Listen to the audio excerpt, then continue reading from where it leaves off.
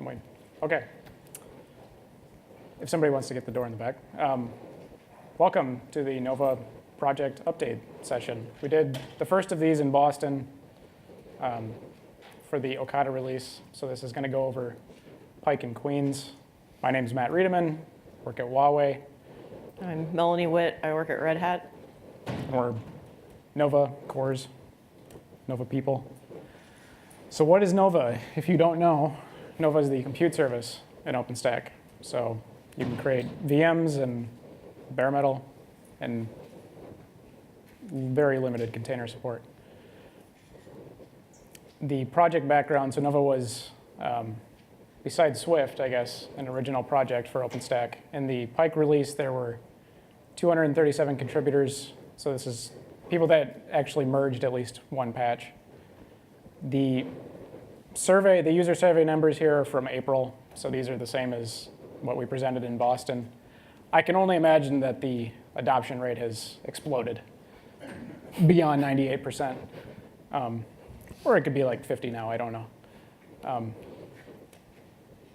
There is a more recent user survey, but I couldn't find the actual, I don't know if they've published that yet. So we just recently released Pike, I guess, maybe a month ago, 2 months ago. So I'm gonna let Melanie talk about some of the highlights from the Pike release. Yeah, so new in Pike, we have multi-cell support in cells v2. The control plane services are now cells aware, which means they know how to communicate with individual cells in a deployment. Compute hosts can be manually or automatically registered with a cell. Also, quota usage is now counted during resource creation instead of being tracked separately. So now there won't be any more quotas getting out of sync, usage getting out of sync with actual resource consumption, and quota refresh is no longer necessary. There are some limitations with multi-cell support. So far, it's still work in progress. Some of the more notable ones have to do with what we call upcalls. Because with cells v2, tasks get delegated from the control plane to a cell, and then the cell will carry out the task without calling back up to the control plane. And so with multi-cell, because of the segregated message queues, we don't yet support reschedules, and we don't yet support affinity scheduling. Those are currently being worked on because the existing implementations relied on Nova Compute calling back. That's why more work is needed. And then finally, cells v1 is deprecated. Officially, Yeah. real this time. We also have some scheduling and placement improvements in Pike. With the filter scheduler, we're now doing resource claims in the scheduler instead of in Nova Compute. And this means that there is now, during parallel server create and resize requests, there's not going to be reliance on like a rescheduling loop to pick the correct host. So you should see improved performance there. A small note to upgrade placement before Nova Scheduler. It's just a note there. And also in Pike, we have automatic migration of ironic instance flavors to custom resource classes. And this is referring to the flavor embedded with the instance. So operators will still need to adjust their global bare metal flavors to work with this. And if you grab these slides, all of these links point to Nova documentation for instructions on how to do that. And then with that, the exact RAM, core, and disk filters have been deprecated. Also, in Pike, we have a new weigher, the PCI weigher. So previously, compute hosts with PCI devices were weighed the same as compute hosts without PCI devices. And now with this new PCI weigher, the scheduler will prefer non-PCI NUMA nodes for non-PCI instances so that your compute hosts that have PCI devices will remain available for as long as possible. And then finally, just a reminder there, make sure you get the latest Pike release tag to grab all of the fixes that we have. In Pike, we have 4 new microversions. I'll just go through them here in this table. In microversion 2.47, we're displaying the embedded instance flavor with server details. So in the past, you may have seen a thing where if you created an instance with some flavor and that flavor got deleted later on, and you tried to Nova show the instance, it wouldn't be able to show you the flavor details. Now, since we're using the embedded instance flavor in this microversion, it will always be preserved. So you'll always be able to see the flavor details with the server. 2.48, we have a standardized format for instance diagnostics response. So previously, there was no defined format for this, so all of the vert drivers were doing it differently, and that makes it hard for external systems that are querying the diagnostic data like uptime, hypervisor, number of CPUs. So with this microversion, we've got a standard format, and all the vert drivers are implementing that same consistent format. In version 2.49, we have something called like custom device tagging. The idea behind this is to be able to expose opaque tags to guest applications. So during a Nova boot, you can specify custom tags for network interfaces and volumes, and those tags will be matched with hardware addresses. So that the guest application ultimately can see these tags through the metadata API. And then finally, microversion 2.52 allows creating a server with a tag at boot time. So we already support instance tagging, but you used to have to only do it like to an already created instance. But with this microversion, you can specify the tag at boot time. And just to be clear, the tags, the device tags are different than the server Yes. tags. So if anybody is confused about that, you can ask, but they are different things. And there are more microversions, but they're not like sexy in any way. So these are like the sexy user API microversions instead of all the other technical debt deprecated type of stuff, which I find sexy, but I'm weird, so. Okay. Also in Pike, we are using the Cinder v3 API by default, so usage of the Cinder v2 API is deprecated. We also have validation of the project with the quota and flavor access APIs. So now there's no more worries of like typoing the project ID when you're trying to do a quota update and then silently not knowing that it didn't work.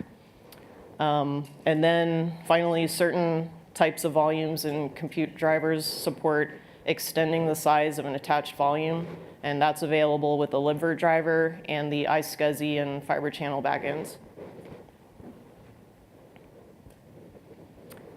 Other improvements we have, we're running Nova API using a WSGI server, is now officially supported, and it's tested in our CI jobs.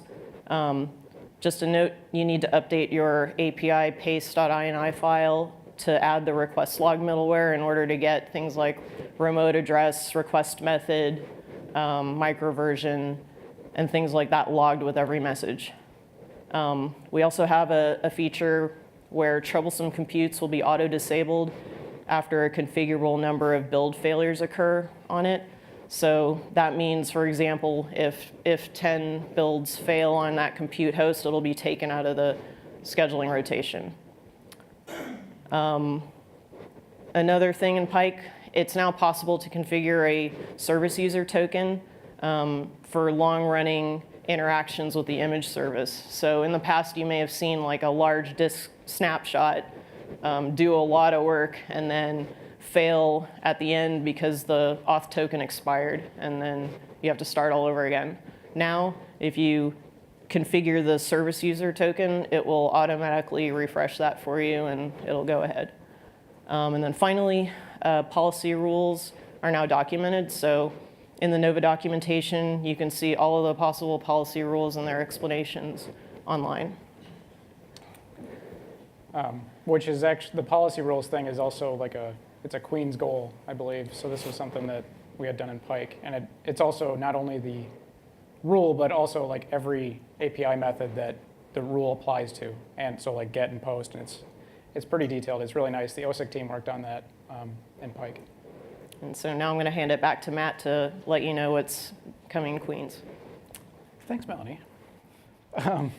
So the big efforts have to do with cells v2. The first thing was, so in Pike, you can list instances across cells, but we're not like merge sorting the results. So you get this barber pole stripe, which is, if you Google it, I don't know if you can, there's like one Wikipedia reference to what a barber pole stripe is. But it's just it's an unsorted list of the instances out of the cell. So in Queens, that's been fixed. So now, regardless of the number of cells, you'll get a merged sorted result. The other major thing, so Melanie talked about the upcall limitation with reschedules. There's work ongoing in Queens right now for supporting alternate hosts. So since the computes can't actually, well, depending on how you configure things, they're, it's not all doom and gloom. There are ways to work around this, but we don't recommend it. But the way that you should be deploying Nova so that you can't do these upcalls, to work around that, we're going to end up having the scheduler pick some additional hosts out of a cell so that when it picks the primary host, it also sends back some secondary hosts. So if the primary fails, the computes and the cell conductor can continue to try to reschedule to other hosts within the cell. Scheduling and placement, major improvements.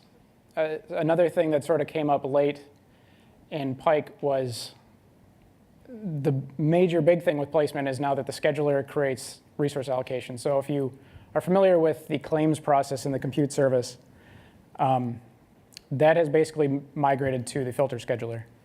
So the filter scheduler will ask placement for some candidate compute nodes, and then it will make allocations against those things in placement, and then send them down to the compute. So by the time you actually get to the claim on the compute, like it shouldn't, the disk, CPU, and RAM, like that should already all be taken care of. What we sort of found out late enough in the cycle that we couldn't make like a major design change on everything was during a migration, the scheduler needs to allocate resources both on the source host already has allocations, and then the destination host. The computes, the Okada computes, because Nova supports N-1, mixed compute versions so that you can do rolling upgrades. Those dang Okada computes were thinking like, oh, I'm going to help you out by every 60 seconds rewriting my view of what the resource allocations are. So they sort of trample and write over everything that the scheduler had done in Pike. So now when you get fully upgraded to Pike with all your computes, the computes are no longer messing with allocations. The scheduler is in control. But there is some internal, basically technical debt that we needed to get rid of that so that we can actually sanely track these things, just so that the code isn't like super confusing. So to the end user, to the operator, like you shouldn't have any idea like if you've landed this or not. It's just for the actual like development of Nova so that we're not super confused about what's going on. Another thing is nested resource providers. I believe in Boston, I probably had this on my slide. We've been talking about this since, I think, Newton, maybe Okada, or Bataka.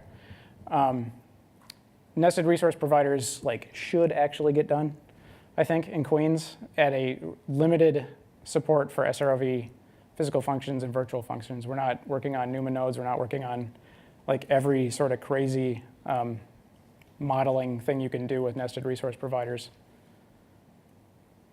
Another thing is qualitative traits. Qualitative traits, so we support scheduling based on quantitative traits like how much CPU, disk, and RAM does a given VM need?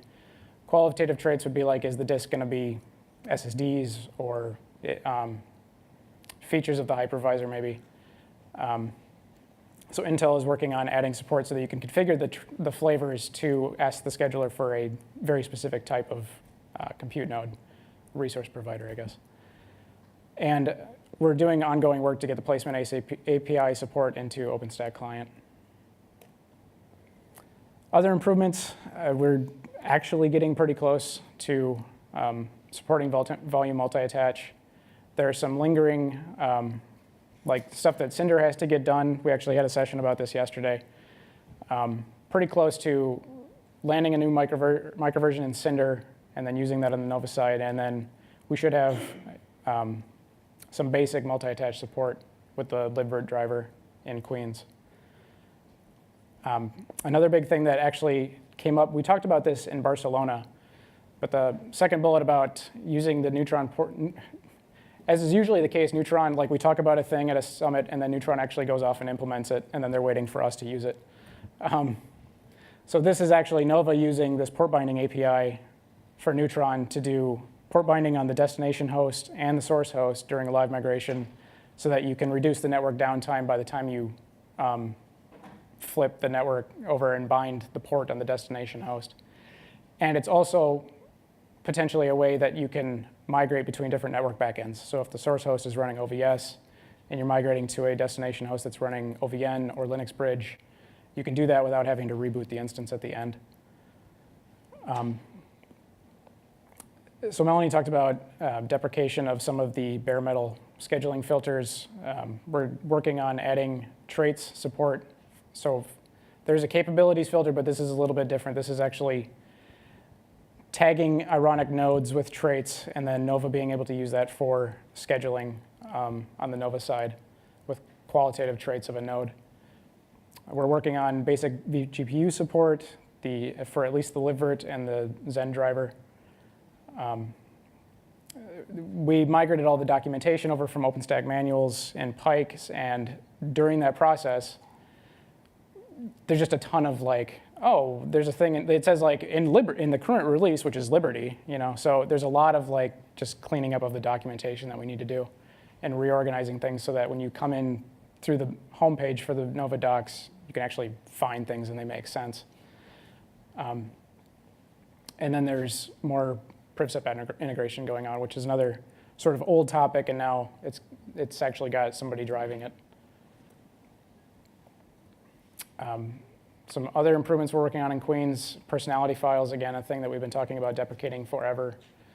We're actually, we have a spec and we've got a plan to do that now. And as part of this, we're going to add the ability to pass new user data when you do a rebuild of an instance.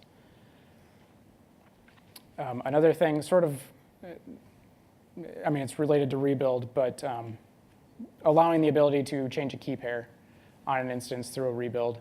That's actually pretty close. Should be merged pretty soon. Instance action record tracking in the API, that's something else that people have, instance actions are used sort of as an audit log of what has actually happened to an instance. If it's a long-lived instance, you can use those things for audit tracking. But not all of the API actually uses these. So this is just filling the gap. Another one is setting and updating description fields on flavors. That's something that some operations teams have asked for because you can set the ID and the name, but you don't really want to put like a super descriptive, verbose thing into the flavor ID. Specifying a target host during cold migration and resize. You can specify a host during live migrate. You can specify a host during evacuate. This is allowing you to do it during cold migrate and resize. One note on that one, we're not going to add like a force flag. So we're not going to allow you to bypass the scheduler if you specify a host during cold migrate, because it turns out that like maybe that might be fun for some operators, but with the new like world of scheduler handling allocations and stuff with placement, bypassing the scheduler completely just like messes up allocation and resource tracking in Nova. So we said we're not going to allow this force flag for that. Another one is native QEMU volume encryption. So using encrypted RBD volumes, that's a thing that people have wanted for a long time, but we held off on adding encrypted RBD support to libvirt until we could get it natively out of QEMU. And then ongoing work on version notifications. Some of the cross-project work that's going on. So with Cinder, we're working on multi-attach. With Neutron, we're working on the port binding API and improving the performance of filtering instances with an IP. That one is a little bit more, there's a mailing list thread on that. So if you're an operator and you have input on that, please reply in the mailing list.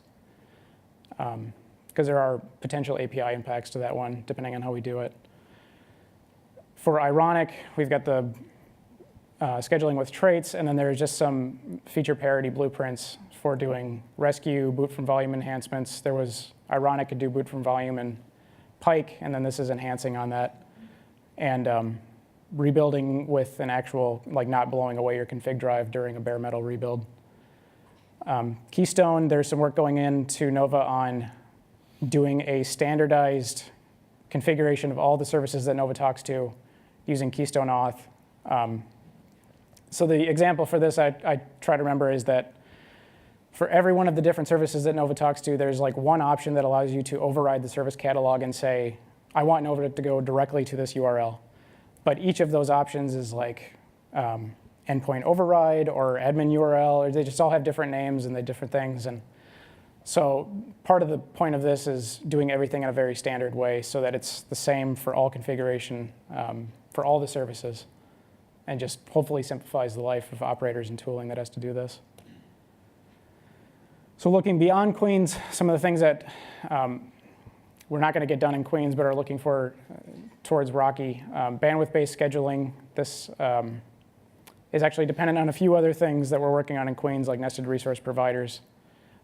There was another effort related to Neutron routed networks that is a dependency for bandwidth-based scheduling that OSIC was working on, but ever since the OSIC thing was dissolved, we don't really have an owner for that. So if you or your vendor, or you have an interest in being able to do bandwidth-based network scheduling in Nova, tell your vendor, help Nova work on this thing. NUMA resource tracking with nested resource providers, that's something we'll be looking at in Rocky. Modeling affinity is related to the upcall thing that Melanie was talking about, so that when you hit the compute, we can't call back up to the control plane. But if we can model affinity between resources properly in placement, this is another case where we actually don't need the upcall because the scheduler makes the correct decision in the first place.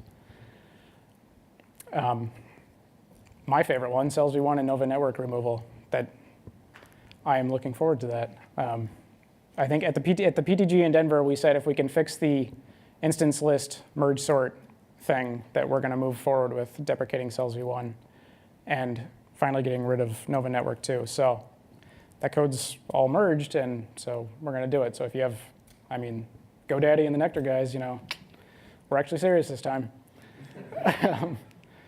VIF negotiation, this is another thing that we've talked about for a long time. This is using the OF-VIF library to robustify the live migration and upgrade process between Nova and Neutron.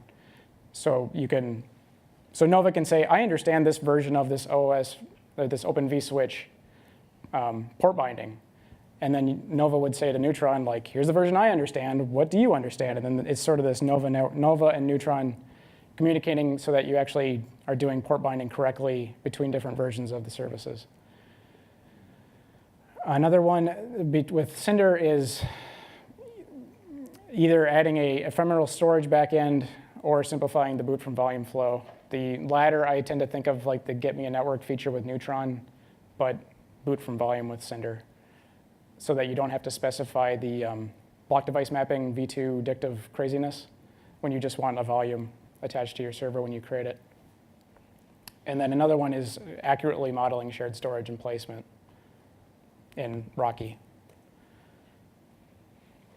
So the standard template slides that I got had some information about how to give feedback to Nova if you're a new contributor or just interested in helping out with Nova. The very simple and obvious thing is report bugs. It's always amazing about the issues that people bring up when you're just talking to them and you're like, did you report a bug for that? And no, it's OK. So if there's not a bug reported, nobody's going to triage it and nobody's going to know about it. You could start a conversation in the mailing list, in the developer mailing list or the operator's mailing list. And some topics would be, tell us how you're using things. It's very common for us to be talking in the IRC channel about some feature, like rebuild or shelve or unshelve or something. And we'll say, like, how are people actually even using this? You know, because we don't get a ton of feedback on how people are actually using the API or what APIs different deployments have disabled because they're just not going to support them. So give us feedback on, you know, my users are using this one thing, and it would be really great if like you could improve it in some way. And that's actually feedback that we would like to get. So what is missing? What is really hard about using Nova? And then what tools, if any, you know, would be good to get into like Nova Manage. So the way I think about this one is, have the operators gone and like, are they all using the same sort of script and they've put it in some repo and they're maintaining it themselves? Like that should probably live in Nova Manage in the Nova tree. So if there's stuff like that, you know, let us know. You can go to forum sessions, which the first two of these have actually already happened, but the Etherpads are available. And then the other ones on here are sessions that come after this one. So attend sessions if you're interested in any of these topics. How to contribute, there is a contributor docs page that you can go to actually get a lot of detail about how contributing to Nova, or just OpenStack in general. Subscribe to the mailing list and make sure to use a filter tag. If you're new to OpenStack, you know, that's like one of the main like basic pieces of advice is start setting up folders and filter tags. Talk to us in the Nova channel in Freenode IRC, attend the weekly meeting, which the meetings alternate time zones every week. So if you're in Asia or Europe or whatever, there's at least one meeting every couple weeks that you should be able to attend. Help with bug triage. Sylvain gave a recorded presentation on Monday about like the basics of bug triage. So if you're new and you're looking to get involved, that's a good session to watch. And then the Nova project onboarding session was this morning, not recorded. So, you know, if you're interested in onboarding stuff, you can talk to us after the session or in the mailing list or the IRC channel. Code reviews. Anybody that wants to do code reviews, you know, that would be great because we would all love to actually see like more features and get more code in, but you know, we kind of actually want to review that stuff so it's not crazy before it gets merged. Help clean up the docs. This goes back to, we migrated all this documentation, and a lot of it, like I could probably spend an entire week just sort of, it's sort of fun. Like you sort of get into it and it's like, wow, like this is, this is way wrong. It doesn't even, if you're just like looking through, if you're interested in like a certain vert driver or a certain feature like aggregates or availability zones or just whatever, and you're going through the docs and something just doesn't even make sense, like either bring it up in IRC or write a bug. You don't even have to, you know, fix it. Just bring it to somebody's attention that like is this, like I'm reading this and I'm not sure that this actually makes sense. And then we'll be like, yeah, that doesn't make sense. Try to break things. Like try to use the APIs in weird ways. Performance and scale testing would be great. That's something we've been asking about for multiple releases. In Boston, I was asking for this. If people are doing performance and scale testing, especially with the work that we're doing with placement and the scheduler, if you're comparing the way that, you know, how long it took to boot 300 instances in Newton, do that same benchmark testing in Pike and let us know if it's either better or regressing or something. Because if nobody's identifying this stuff, I don't have a 1,000 node cluster like in my closet. So there are certain ways we've tried to like simulate some of this stuff, but it's just not really the same. And we just don't, you know, I can't devote like all of my time to like one test thing to drill down on. So if you have teams at your company or your vendor or whatever is already doing this stuff, please report it up. And then proposing bug fixes back to the stable branches. That's generally a pretty easy one, but it gets overlooked. So at this point, I'm hoping we've got 10 minutes left. I'm hoping people have questions. But not all at once. James? So I've got someone working on adding performance like testing to our CI pipeline right now, and the so far it's just gonna be like average boot and delete time.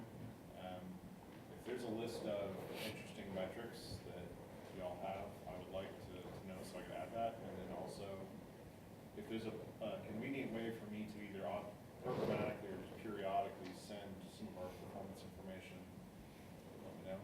I'd be happy to do that. On Juno though? So the question was,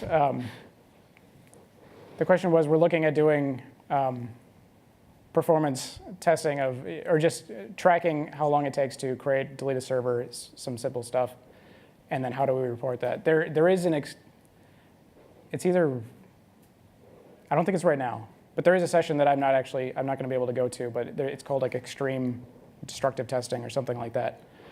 And I fed some stuff into that session about, it's sort of the same, along the same lines, like we're all doing this, or hopefully a lot of the companies are doing this thing. Like how can we actually post these results? And so I mean, there's like the Rally CI jobs, but Nova doesn't gate on Rally because gating changes on, something that depends on if you're running on somebody's cloud with a noisy neighbor, we can't be kicking changes out because of the variance and that kind of stuff. But I think the Neutron team might have actually done something like this too, but if we could get trends over time, I don't have a great answer to like what you should do exactly, but I'm hoping that through the session, people can actually have ideas, or if there are other projects that are actually doing this. Like we could have a post job thing or a periodic job that's just posting trends, and this week, all of a sudden, creating a server has doubled or something. Like we found, Dan and I were testing before we merged the code that did the efficient multi-cell instance merge sorting thing. We were just trying to get like a benchmark, and we were doing it at the V2.1 microversion and then the latest microversion, and noticed this like huge spike in between the different microversions even. We were trying to figure out what is it in these that actually caused that. So we found like a pretty major regression, and it was a simple fix, but unless anybody's actually doing it, we don't know. So if all else fails, just yell at us in IRC and say we found something. Anything else? So cell V2 is done? Like feature complete? No, we're still working on the upcall stuff. So there's the main things that we're working on are the reschedule, so the alternate hosts, and I think the other big thing was the affinity stuff. So the affinity stuff the affinity modeling we're not working on in Queens. So we're not saying that it's all done. But I don't believe with cells. Cells we want is the feature. Yeah. So, well, the upstream repo or your guys' code repos. So, yeah. So I mean, there's some other things. There's the cross AZ attach thing with volumes that I know I always look at Sam when this comes up. Because I don't know how many people are actually using it. I know that they're using it, and it's an upcall thing. So we need to fix it, but it's sort of lower priority at this point because we don't know how many people are actually using it. Yeah. And then you said something about traits for SSDs. Is that different than one? So we're super old, so apologize for that. But where you can set host aggregates with a property or something, so where you can say this image Match your flavor to a set of aggregates. flavor or image, there's tools you can do aggregate type filtering stuff on. Is that supported through placement, or is that? Yeah, so in placement, you would tag a resource provider, which would be like a compute node with a certain trait. Okay. And then your flavor also has the trait in it. So when the scheduler is looking for things in placement that has a specific set of quantitative resources and traits, it would return those back to us. And then that's how we whittle down the compute nodes. The thing you're describing, you can still do, Yeah. but doing it in placement will basically give you per compute host granularity of all those traits. Okay. I was a little unsure if that was broken down because of placement. Yeah, I guess I should repeat the question for the thing. The question was, do traits with placement obsolete host aggregates with metadata and flavor extra specs? The answer is no.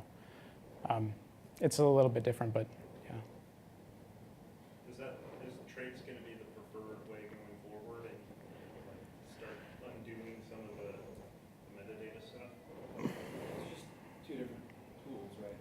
Yeah, I mean, one nice thing with the trait stuff is you can do custom traits, but there's also like the OS traits library to standardize traits. So extra specs today is just like the Wild West craziness. With traits, you could at least hopefully standardize some of that stuff.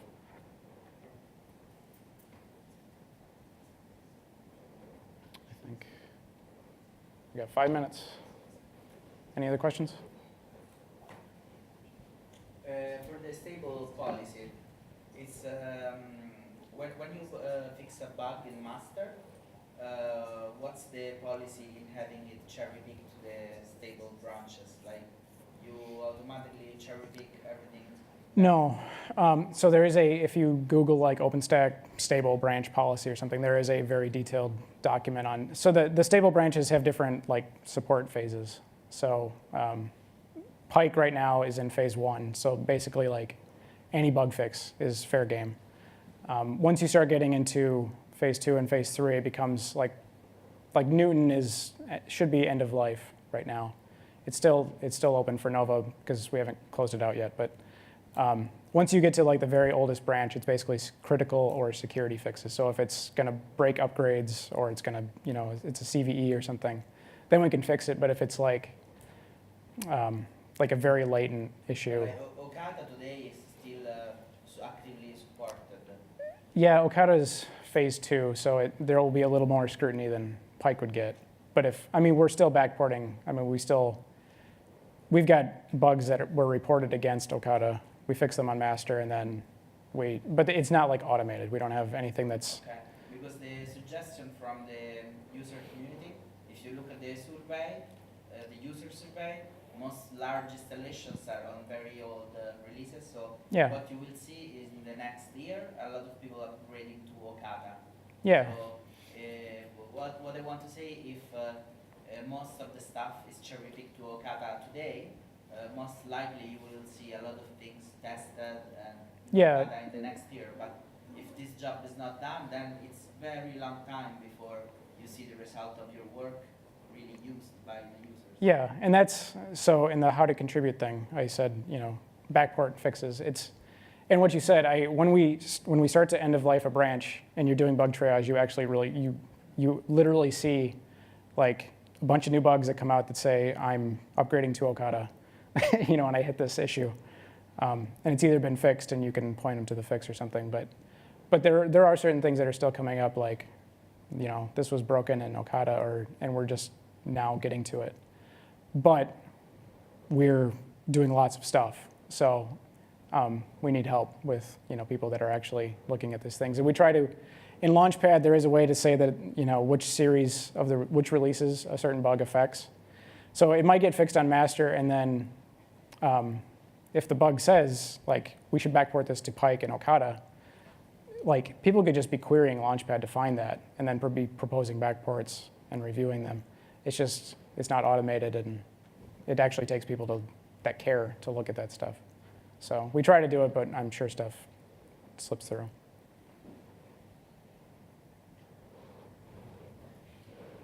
You spoke about feedback about big deployment.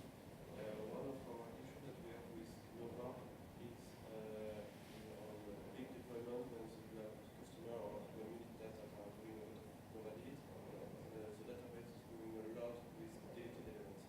Did you ever think about something that would sort of policy that would be, as a cloud provider, would be able to say that automatically archive every deleted rows in the database? So the question was, when you have a lot of deleted resources, the database gets very large because we're pack rats and we don't actually like to delete things out of the database. So you're familiar with the archive deleted rows command, right?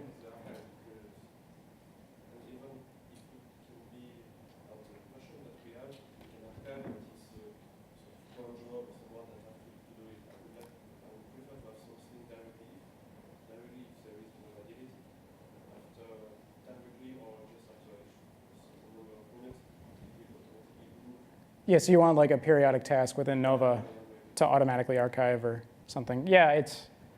There was also there was a spec a couple releases ago about doing not just archive, but just like a straight up purge of You know, if it's deleted, I don't want to archive it. I just want to delete it out of the database.